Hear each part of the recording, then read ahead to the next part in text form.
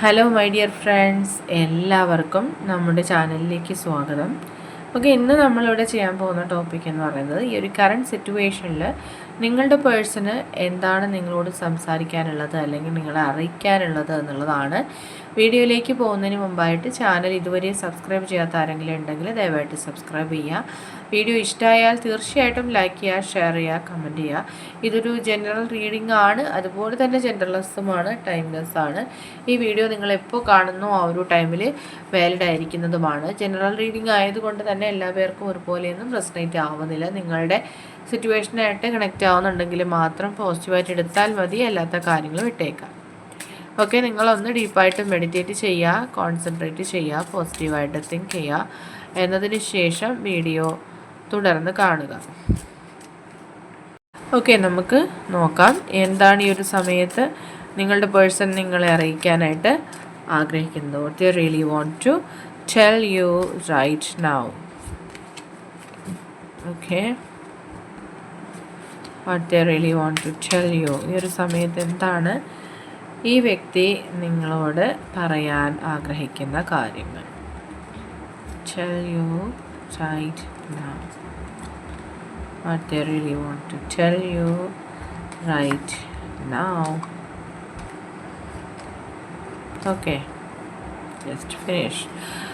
Yes, I fail to give you what you need എന്നുള്ളതാണ്. നിങ്ങൾ അർഹിച്ചത് അല്ലെങ്കിൽ നിങ്ങൾ ആഗ്രഹിച്ചത് എന്തോ അതൊന്നും തന്നെ നിങ്ങളുടെ ലൈഫിൽ ക്ലിയറായിട്ട് നൽകാൻ കഴിയാത്തൊരു വ്യക്തി, അതിൻ്റെ പേരിൽ പരാജയപ്പെട്ട ഒരു വ്യക്തി എന്നവർ സ്വയം ചിന്തിക്കുന്നൊരു മൊമെൻ്റാണ്. അവർ നിങ്ങളെ തീർച്ചയായിട്ടും നിങ്ങളെ പരിഗണിക്കേണ്ട സ്ഥലങ്ങളിൽ നിങ്ങളെ തീർത്തും അവഗണിച്ചിരിക്കുന്നതായിട്ട് തന്നെയാണ് കാണുന്നത്.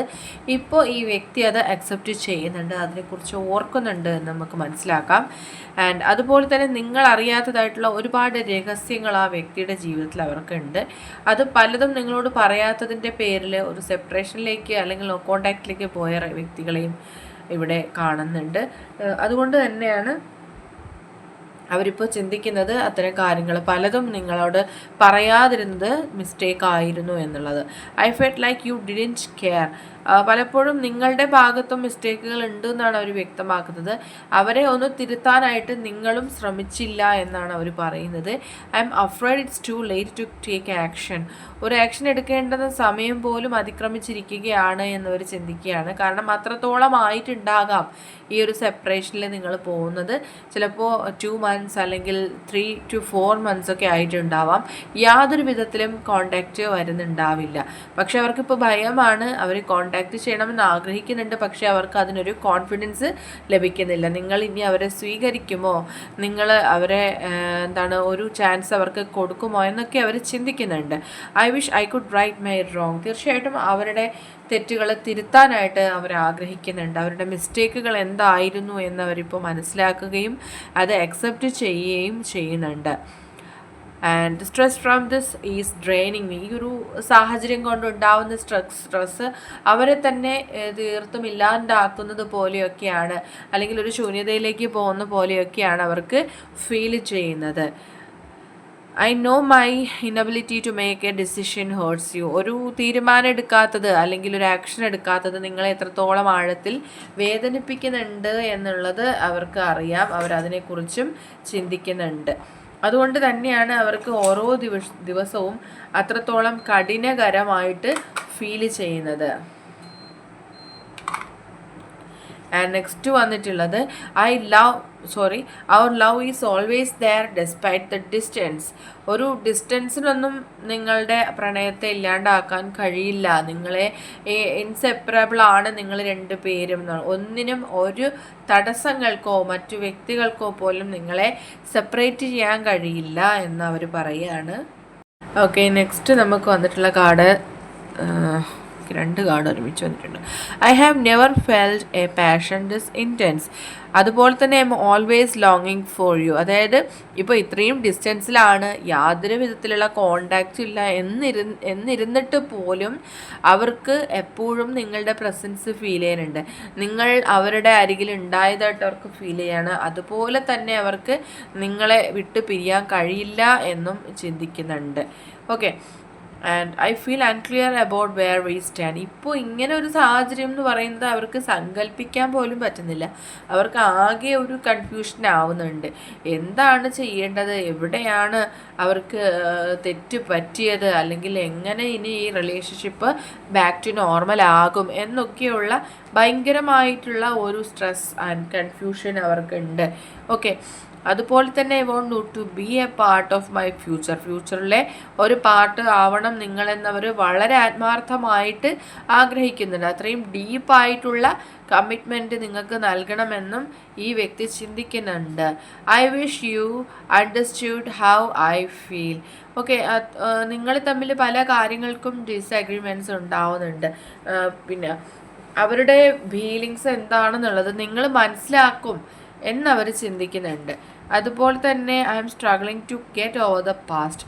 കഴിഞ്ഞു പോയ കാര്യങ്ങളൊക്കെയും അവർ എന്താണ് അവരുടെ മനസ്സിൽ നിന്ന് കടന്നു പോകുന്നില്ല എന്നുള്ളതാണ്. അത് അവർ റിപ്പീറ്റായിട്ട് ചിന്തിക്കുന്നു. ചിലപ്പോൾ നിങ്ങളെ വേദനിപ്പിച്ചിട്ടുള്ള ചില കാര്യങ്ങൾ, നിങ്ങളെ അതുപോലെ അവരുടെ ഭാഗത്തു നിന്നുണ്ടായ മിസ്റ്റേക്കുകൾ, അവരുടെ പ്രവർത്തികൾ, നിങ്ങളെ അത്രത്തോളം ഹേർട്ട് ചെയ്യുന്ന രീതിയിൽ അവർ സംസാരിച്ചത്, ഇതൊക്കെയും അവരെ ഇങ്ങനെ സ്ട്രഗിൾ ചെയ്യിപ്പിച്ചുകൊണ്ടേയിരിക്കുകയാണ്. അതിനൊക്കെയും അവർ ദൈവത്തിൻ്റെ മുന്നിൽ നിങ്ങൾക്ക് വേണ്ടിയിട്ട് സോറി പറയുന്നതായിട്ടാണ് കാണുന്നത്. നിങ്ങളുടെ മുന്നിൽ അവർ വരും, അതുപോലെ ആ തെറ്റുകളൊക്കെ ഏറ്റു പറയും എന്നാണ് ഇവിടെ കാണുന്നത്. സോ നിങ്ങൾ അവർക്കൊരു അവസരം കൊടുക്കുക. ആ ഒരു സമയത്ത് നിങ്ങൾ ആ വ്യക്തിയെ കേൾക്കാൻ ശ്രമിക്കുക. ഏതൊരു വ്യക്തിക്കും ഒരു തെറ്റ് സംഭവിക്കാം. മനുഷ്യരായിട്ടുള്ള എല്ലാ വ്യക്തികൾക്കും തെറ്റ് സംഭവിച്ചു പോകാം. മനഃപൂർവ്വമായിട്ടോ അല്ലാതെയോ തെറ്റുകൾ സംഭവിച്ചിട്ടുണ്ടെങ്കിൽ മറ്റൊരു മനുഷ്യനെ അത് ക്ഷമിക്കാൻ കഴിയുകയുള്ളൂ. ഓക്കെ, ഒരാളെ എങ്ങനെ ഏതെല്ലാം രീതിയിൽ, ചിലപ്പോൾ ഒരു പക്ഷേ അവർക്ക് ആ ഒരു സിറ്റുവേഷനിൽ പറ്റിപ്പോയൊരു തെറ്റായിരിക്കാം. പക്ഷെ മറ്റൊരു സിറ്റുവേഷനിൽ അവരത് ചേഞ്ച് ചെയ്യാനായിട്ട് ആഗ്രഹിക്കുന്നുണ്ടെങ്കിൽ നമ്മൾ എന്ത് ചെയ്യണ്ടേ? അവർക്കൊരു അവസരം കൊടുക്കണം.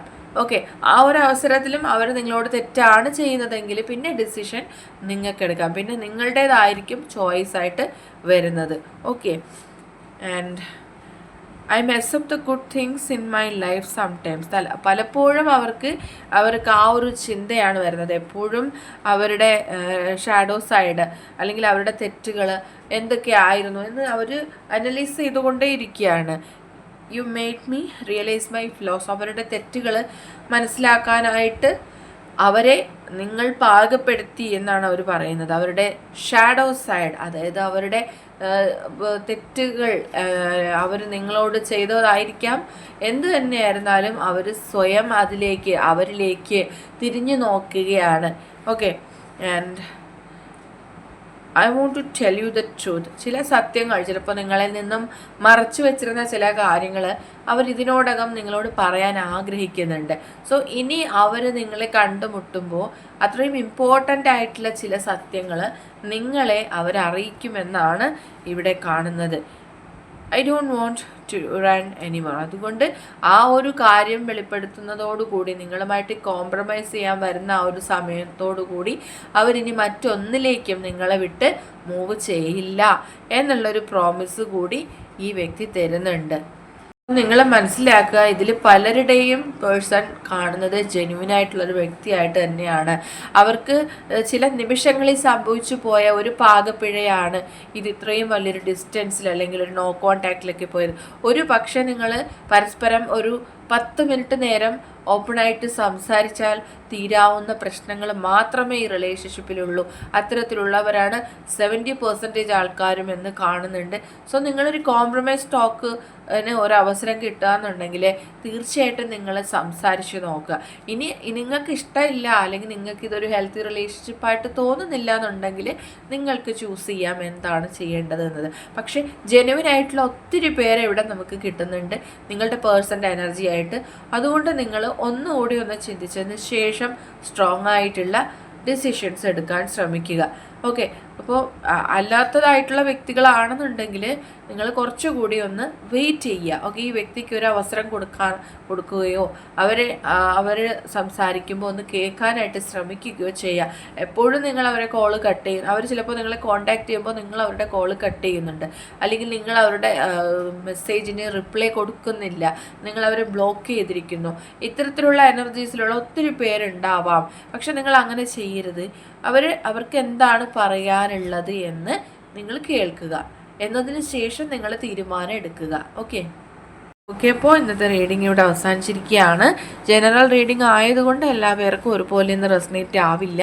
നിങ്ങൾക്ക് അക്സെപ്റ്റ് ചെയ്യാൻ പറ്റുന്ന കാര്യങ്ങളാണെങ്കിൽ അക്സെപ്റ്റ് ചെയ്യുക, അല്ലാത്ത കാര്യങ്ങൾ വിട്ടേക്കുക. റീഡിംഗ് ഇഷ്ടമായി എന്നുണ്ടെങ്കിൽ തീർച്ചയായിട്ടും ലൈക്ക് ചെയ്യുക, ഷെയർ ചെയ്യുക, കമൻറ്റ് ചെയ്യുക. സബ്സ്ക്രൈബ് ചെയ്യാത്തവരുണ്ടെങ്കിൽ സബ്സ്ക്രൈബ് ചെയ്തും സപ്പോർട്ട് ചെയ്യുക. ഇനി നമുക്ക് നെക്സ്റ്റ് ഒരു വീഡിയോയിലൂടെ വീണ്ടും കാണാം. അതുവരെയും ബൈ ബൈ.